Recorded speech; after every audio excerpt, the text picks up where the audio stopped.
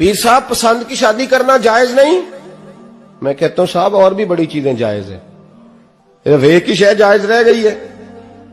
رسول پاک صلی اللہ علیہ وسلم سوائے اللہ کے کسی کے پابند نہیں، کسی کے پابند نہیں۔ تو جناب سیدہ خدیجہ الکبریٰ رضی اللہ تعالیٰ عنہ نے پیغام نکاح دیا، یا رسول اللہ میں شادی کرنا چاہتی ہوں، حضور کسی کے پابند نہیں، پر میرے محبوب نے فرمایا میرا چچا میرے والد کی جگہ ہے، میں اپنے چاچا سے پوچھ کے تمہیں جواب دوں گا۔ یہ ہے پسند کی شادی جو میرے نبی نے بیان فرمائی ہے۔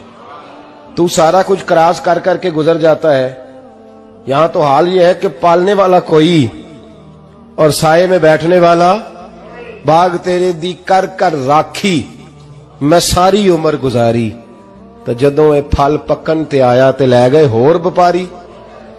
اور بیٹا گزرتا ہے اماں کے دروازے کے آگے سے، اماں کے دروازے کے آگے بیٹا امرود لے کے آیا ہے 6 کلو۔ توجہ ہے میری بات پر؟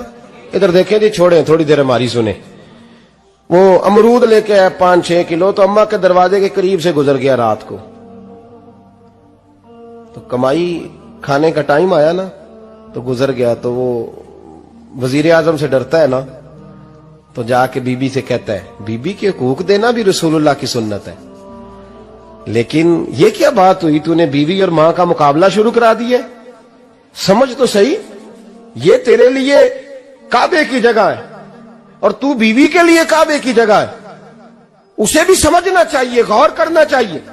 5 کلو امرود لے کے تو ماں کے کمرے کے قریب سے گزر گیا ہے، بی بی کو جا کے کہتا ہے چل آدھا کلو اماں کو بھی دے آ، اس کے کون سے دانت ہیں، تو پلیٹ میں ڈال کے وہ لائی ہے۔ تو سمجھا ہی نہیں، تو نے غور ہی نہیں کیا۔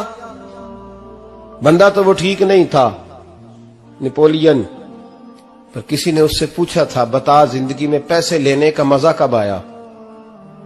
اس نے کہا کہ مجھے مزہ تب آتا تھا کہ میں اپنی ساری کمائی لا کے اپنی اماں کے ہاتھ پہ رکھتا تھا، اور پھر جب میں اپنی ماں سے تھوڑا تھوڑا خرچہ لیتا تھا نا، تھوڑا تھوڑا، توجہ ہے میری بات پہ؟ اماں جی 10 روپے دے آجے، کہتے جب میں تھوڑا تھوڑا خرچہ لیتا تھا نا، تو مجھے یوں لگتا تھا جیسے میں بادشاہ وقت کے سامنے کھڑا ہوں اور وہ خزانے کا منہ کھول کھول کے مجھے دیتا جا رہا ہے۔ تو اس ذائقے کو سمجھ تو صحیح بھائی، تو اس کو سمجھ تو صحیح بھائی، یاد رکھیں اور غور کریں۔ ماں اور باپ، اور پھر یہ بھی سن لیں، نبی پاک صلی اللہ تعالی علیہ وآلہ وسلم نے ماں باپ کے لیے فرمایا ہما جنتک و نارک، یہی تیری جنت ہے اور یہی تیرے لیے جہنم ہے۔ اگر یہ راضی ہو گئے تو تیرے لیے جنت ہے، ناراض ہو گئے تو چاہے تو ایک 100 پیر کے مزار پہ حاضری دے آ، لیکن جب تک ابا راضی نہیں اتنی دیر تک اللہ راضی۔ یہ حدیث پاک ہے، حضور نے فرمایا جس کے والد راضی اس کا اللہ راضی، اور جس کا باپ ناراض اس کا اللہ۔